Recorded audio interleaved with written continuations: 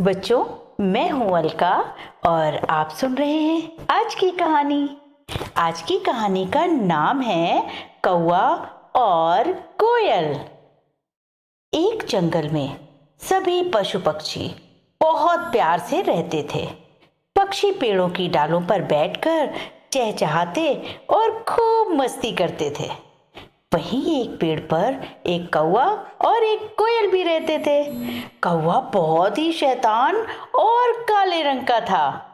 कोयल भी काले रंग की थी, लेकिन वो बहुत तेज उड़ती थी और गाना भी बहुत मधुर गाती थी। कौवे और कोयल में गहरी दोस्ती थी। दोनों हमेशा साथ साथ रहते। आम की डालों पर वे दोनों साथ साथ फुदकते, झूला झूलते और खूब मजे करते। जब कौवा खाना खाने किसी के घर के आंगन में रखे बर्तनों पर झपट्टा मारता, तो कोयल पास के ही पेड़ पर बैठकर खूब मजे से उसको देखती। वसंत ऋतु आने पर जब कोयल मधुर आवाज में गाना गाती, तो कौवा भी पास की टहनी पर बैठकर उसका पूरा गाना सुनता था। सारे जंगल में कौवा और कोयल की गहरी दोस्ती की खूब चर्चा थी। पास ही के पेड़ पर एक बुलबुल रहती थी। वह कोयल से मन ही मन बहुत जलती थी। बुलबुल को तो लगता था कि मुझे उस दिन खुशी होगी जब कोयल कौवे के साथ रहते रहते मधुर स्वर में गाना गाना ही भूल जाएगी। तब तो मैं ही संगीत की दुनिया की महारानी बन जाऊंगी। इसी तरह कुछ पक्षी तो उनकी दोस्ती देखकर बहुत खुश होते और दूसरी तरफ कुछ पक्षियों को उनसे बहुत जलन होती। वे चाहते थे कि उनकी दोस्ती टूट जाए। तोता और मैना भी अक्सर उनकी बातें करते थे। एक दिन तोता मैना से बोला, कोयल सारा दिन कौवे के साथ रहती है। देखना, एक दिन वे मधुर स्वर में गाना गाना भूल जाएगी, क्योंकि संगति का बहुत असर होता है। मैना ने कहा, ठीक है, मैं जानती हूं कि संगति का बहुत असर होता है, पर यह भी तो हो सकता है कि कौवा कोयल की तरह मीठा गाना गाना सीख जाए। उन दोनों की बातचीत पेड़ पर बैठे उल्लू ने सुन ली। उसने भी कहा कि दोनों की दोस्ती के पीछे जरूर कोई राज है। वह जरूर इसका पता लगाएगा। उल्लू अपने आप को बहुत बुद्धिमान समझता था। उसने सोचा कि समय रहते ही कौवे की ताकत को तोड़ देना चाहिए। जब कौवा अपना घोंसला बनाने में व्यस्त था, तब उल्लू ने कौवे से कोयल के बारे में पूछा। कौवे ने कहा कि वह आम के पेड़ पर बैठकर गाना गाने का अभ्यास कर रही होगी।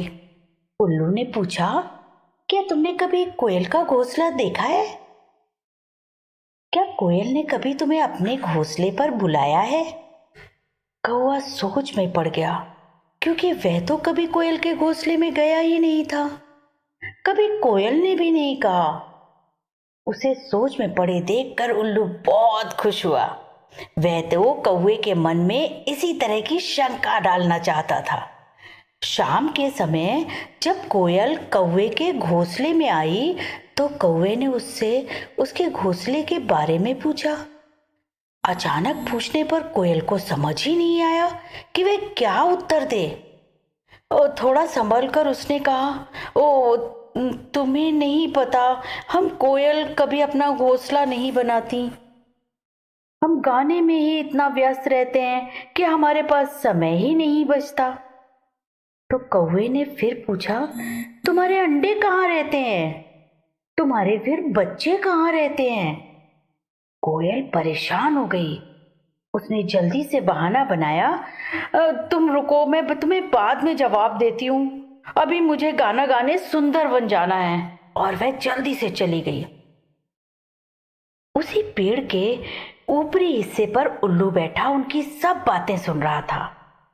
वो जल्दी से उसके पास आया और बहुत अपनापन जताते हुए उसने कौवे से कहा, तुम बहुत भोले हो। वह तुम्हारे घोंसले में ही अंडे देती है अपने। कौवे को तो विश्वास ही नहीं हुआ। उसने कहा कि उनके घोंसले में तो उनके अंडे रहते हैं। उल्लू ने समझाया कि जब कोयल अंडे देती है तो बहुत सारी कोयल आकर कौवे के घोंसले के पास शोर मचाने लगती हैं, जिससे कौवों को गुस्सा आ जाता है और वो उन्हें मारने के लिए दौड़ते हैं।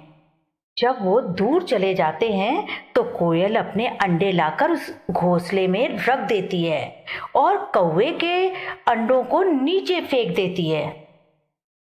जब कौवे अपने घोंसले में वापस लौटते हैं तो कोयल के अंडों को ही अपना अंडा समझते हैं। इतने में सारे पक्षी वहां आ गए। कौवा बारी बारी से सबसे पूछने लगा। सबने यही बताया जो उल्लू ने बताया था। कौवा बेचारा बहुत दुखी हुआ, क्योंकि कोयल तो उसकी बहुत पक्की मित्र थी। काफी सोच विचार के बाद कौवे ने पक्षियों की सभा बुलाई। वह चाहता था कि कोयल को उसके बुरे काम की सजा जरूर मिले। उसे सजा मिली भी बच्चों। फैसला हुआ कि कौवे को धोखा देने के अपराध में कोयल कभी भी दुनिया के सामने अपना मुंह नहीं दिखाएगी। यही वजह है कि कोयल की आवाज तो हम सब सुनते हैं, लेकिन उसे देख नहीं पाते। समझे बच्चों?